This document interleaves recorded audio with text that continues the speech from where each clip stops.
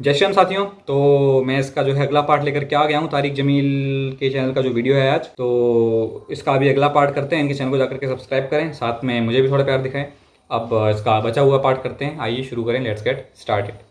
तो अल्लाह ताला ने पैदाइश आदम नहीं, पैदाइश कायनात से पहले अपने हबीब को वजूद बख्शा। कब बख्शा ये अल्लाह जानता है।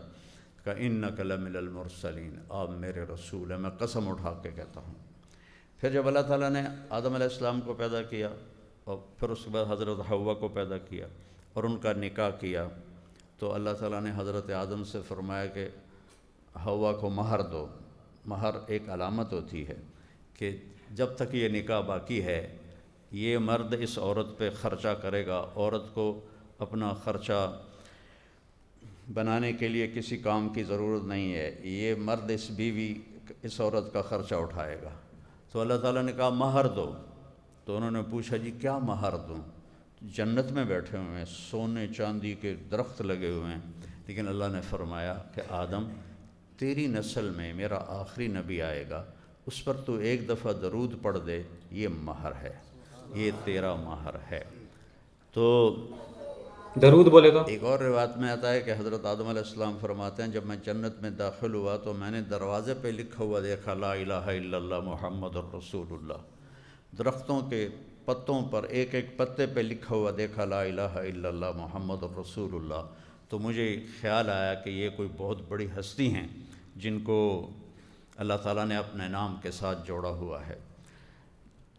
जब अभी आदम अलैहिस्सलाम जन्नत में है, वहाँ से तज़किरे शुरू हो गए हमारे नबी के और उनकी आमद।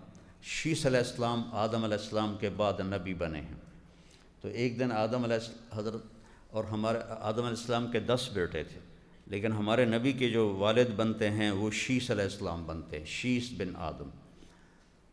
तो उन्होंने कहा बेटा तेरी पुश्त में एक अमानत है आखिरी नबी की, तो उसका ख्याल रखना तुम, वो तेरे बाप से भी अफजल है।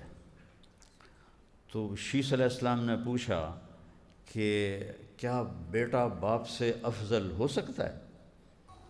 तो अफजल बोलता आदम नाराज। अलैहिस्सलाम ने फरमाया बेटा तू उस हस्ती की बात करता है, मैं तुम्हें उसकी उम्मत का हाल सुनाऊं। कहा ये सुना है। कहा मैंने एक ख़ता की, अल्लाह ताला ने मेरी ख़ता को मशहूर कर दिया। आसा आदम रब्बहू फ़ग़वा, कुरान में आ गया।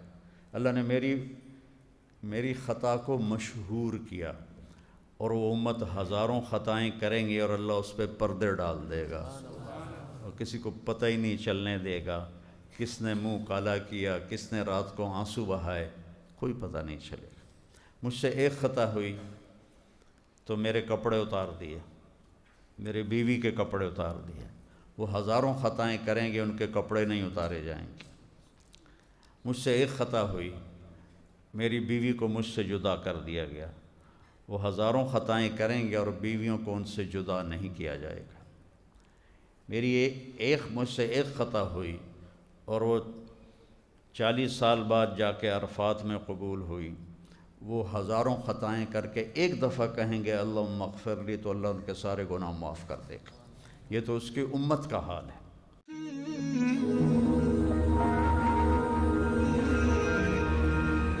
तो गाइस ये थी वीडियो, कैसी लगी कमेंट सेक्शन में बताएं मुझे। बाकी इस पार्ट में यही कह रहे थे कि जन्नत का बताया इन्होंने कि भाई सैकड़ों सोने के पेड़ दरख्त लगे हुए हैं, और ये बहुत ही मतलब मेरे पर्सपेक्टिव से बहुत ही छोटी बात है कि सोने के अगर पेड़, इतना सारा सोना चांदी हीरे जवाहरात का पूरा एक प्लेनेट मुझे मिल भी गया तो उससे क्या हो जाएगा। उससे हाई लेवल की चीज़ चाहिए ना भाई अपने को आप करोड़ों रुपए दे दो, दौलत शोहरत इज्जत सब दे दो, देन व्हाट नेक्स्ट, उसके आगे क्या। तो इसलिए मैं कहता हूँ जन्नत मेरी रिक्वायरमेंट्स को फुलफ़िल नहीं कर सकता। जन्नत बहुत ही छोटी चीज़ है मेरे लिए। तो यहाँ से थोड़ा सा हाई लेवल आप मान सकते हैं। मतलब ये है कि यहाँ पे अर्थ पे जो है सोने की वैल्यू ज़्यादा है क्योंकि सोना कम पाया जाता है, हीरे की वैल्यू ज़्यादा है। बट ऐसे इनफाइनाइट प्लैनेट्स होंगे जहाँ पर सोना बहुतायत में होगा, यहाँ पर लोहे की कोई वैल्यू नहीं है क्योंकि लोहा बहुत है। ऐसा कोई प्लेनेट होगा जहाँ पे लोहा बहुत कम होगा, तो वहाँ पे लोहा को हम सोना मानते होंगे, मतलब लोहा लोहा ही होगा लेकिन उसकी वैल्यू बहुत ज़्यादा होगी। और जहाँ पे सोना बहुत सारा होगा तो सोना वहाँ पे कबाड़ के भाव बिकता होगा। स्वर्ग में ऐसा कुछ खास है नहीं, स्वर्ग का कॉन्सेप्ट हमारे यहाँ तो बिल्कुल भी नहीं है, स्वर्ग नरक का कुछ भी नहीं है। ये छोटी मोटी चीज़ें हैं कि जो जिसने बुरे कर्म किए वो नरक में पकौड़े तले गए उसके, जो भी किया गया, और फिर जो है कि अच्छे कर्म करने वाला स्वर्ग चला गया। देन वट भाई, मुझे ना स्वर्ग जाना है ना नरक जाना, हमारा कॉन्सेप्ट ही डिफरेंट है। ना मुझे स्वर्ग जाना अच्छे कर्म करके, ना मुझे बुरे कर्म करके नरक जाना। मुझे पता है कि कर्म की बात ही एक अलग हो गई है। अगर आप कर्म करते हैं, है ना, एक कह सकते हैं निष्काम कर्म नहीं करते हैं, तो आपको दोनों में से कोई एक जगह भेजा जाएगा। मतलब आपने निष्काम कर्म अगर नहीं किया, तो अगर आपका कर्म अच्छा नहीं है तो हेल जाएंगे, अच्छा है तो हेवन जाएंगे। बट हमारा जो कॉन्सेप्ट है वो इन दोनों से ही परे जाने का है, भगवान बनने का है। अहम ब्रह्मास्मि, मैं ही परमात्मा हूँ। पर बिल्कुल सही बात है, पर भूल चुके हैं लोग। जो क्राइम कर रहा है वो भी भगवान है, जो क्राइम सह रहा है वो भी भगवान है, जो सुंदर है वो भी भगवान है, जो बदसूरत है वो भी भगवान है, जो गरीब है वो भी भगवान है, जो अमीर है वो भी भगवान है। सभी जानवरों में भगवान है, चींटी, हाथी, सुअर, कुत्ता, बिल्ली, हम सब में भगवान को देखते हैं। सब में भगवान है, भगवान के सिवा कुछ है ही नहीं। तो ये सिंपल सा कॉन्सेप्ट है। तो अपने को कोई स्वर्ग वर्ग नहीं जाना है, स्वर्ग में कुछ नहीं है। कोई स्वर्ग, अगर कोई हाइयर डायमेंशन एग्जिस्ट करती है तो वहाँ पे क्या होगा, चीज़ें ज़्यादा अच्छी होंगी, लाइफस्टाइल बहुत, लिविंग स्टैंडर्ड बहुत हाई हो जाएगा वहाँ का, है ना, बहुत अच्छी आलीशान लाइफ हो जाएगी जन्नत की आपकी। लेकिन देन वट, आलीशान लाइफ से भी ऊपर की एक चीज़ है ना भाई। आलीशान लाइफ तो एक आप कह सकते हैं कि लालच में आप जी रहे हैं कि हम जन्नत जाएंगे तो हमें और सोना चांदी मिलेगा और बढ़िया चीज़ें मिलेंगी, तो ये तो एक लालच है। और आपको मिल भी जाएगा तो देन वट, फिर क्या करेंगे आप। मेन जो गोल है वो तो लालच से मुक्त होने का है ना, कि मैं सोना चांदी, पैसे, रुपए, हीरे जवाहरात, सुख सुविधाओं सबसे परे हो जाऊं और वो परमात्मा स्वयं भगवान बन जाऊं जिसके अंडर ये सब आते हैं। तब कुछ आपने अचीव किया ना। अगर आप इन्हीं स्वर्ग नरक में खेलते रहे तो क्या अचीव किया फिर आपने। फिर तो आप यहाँ पे भी खेल ही रहे हो, कोई अमीर है कोई गरीब है, यहाँ पे भी तो खेल चल रहा है। तो यहाँ पे आप थोड़ी मेहनत करके अमीर बन जाओ, ठीक है। तो जन्नत पाने से अच्छा है यहीं पे अमीर बन जाओ। जन्नत में क्या हो जाएगा, कुछ खासा नहीं होना वहाँ पे। तो वही बात है ना, अमीर बन के आप करेंगे क्या, पैसा रुपये आपके पास हो जाएगा, उस पर करेंगे क्या। व्हाट्स योर आइडेंटिटी, आप क्या कर रहे हैं। फिर भी आपके ऊपर अल्लाह होगा, आपके लिए, हमारे लिए तो भगवान है। फिर क्या फ़ायदा हमारे से ऊपर अगर कोई है, कोई फ़ायदा नहीं, मतलब ही नहीं रह गया ना। ऐसी स्टेट में पहुंच रहे हैं जहाँ पे हमसे ऊपर कुछ हो ही ना, ऊपर का लेवल ही कोई नहीं है अब। तो आप उस परमात्मा के साथ एक हो गए, फिर कुछ चाहिए ही नहीं आपको। स्वर्ग नरक अब छोटे मोटे चीज़ें हो गई हमारे लिए, जो हमारे अनुसार चलती हैं, जो हम डिसाइड करते हैं कि स्वर्ग में ये होगा, नरक में ये होगा, तो हम ऑनर बन गए अब।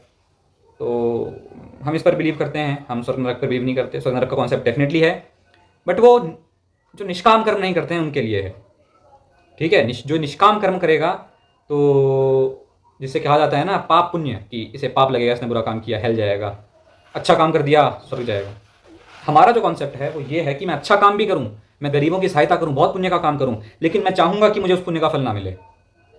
मैं वो चाहूंगा कि मुझे वो पुण्य ना लगे, क्योंकि अगर पुण्य लग गया तो फिर मानव बन के आना पड़ेगा, और ये सब जो क्या, मतलब आपने आपने अगर बहुत अच्छे काम कर दिए, बहुत ज़्यादा अच्छे काम कर दिए आपने, और आपको स्वर्ग मिल गया, फिर ये तो एक बहुत बड़ा श्राप हो गया आपके लिए कि आपको स्वर्ग मिल गया, ठीक है। आपको अगर जन्नत मिल गई तो ये तो बहुत बड़ा श्राप है, मतलब हमारे लिए, सनातन धर्म की मैं बात कर रहा हूँ। तो ये तो एक बहुत बड़ा, एक कह सकते हैं आप, जन्म मरण का चक्कर में आप फंसे हुए हैं अभी भी।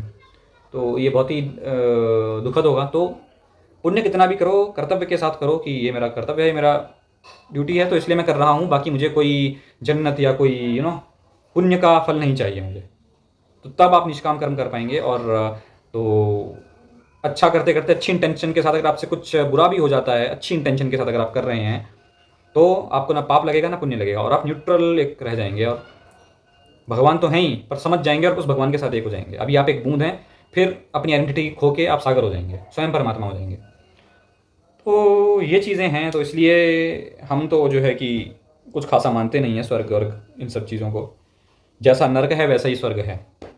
नरक में आपके अगर आग में पकौड़े चले जा रहे हैं, तो वहाँ पे आपको सोने की आग में जलाया जा रहा है। सोने की आग इन द सेंस, इतना सारी चकाचौंध है, इतना सोना चांदी है, इतनी सुख सुविधाएं हैं कि आदमी उसी में पागल हो जाएगा फिर, ठीक है। तो दोनों ही बहुत बेकार चीज़ें हैं।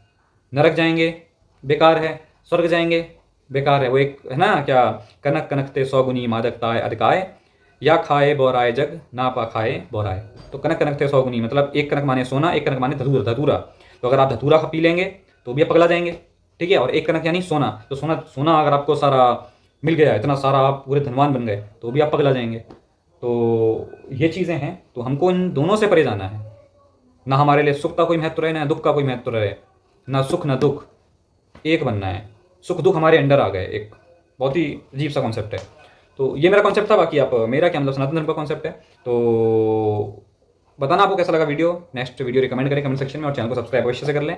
मिलते हैं किसी नेक्स्ट वीडियो में, तब तक के लिए भारत माता की जय, वंदे मातरम, जय श्री राम।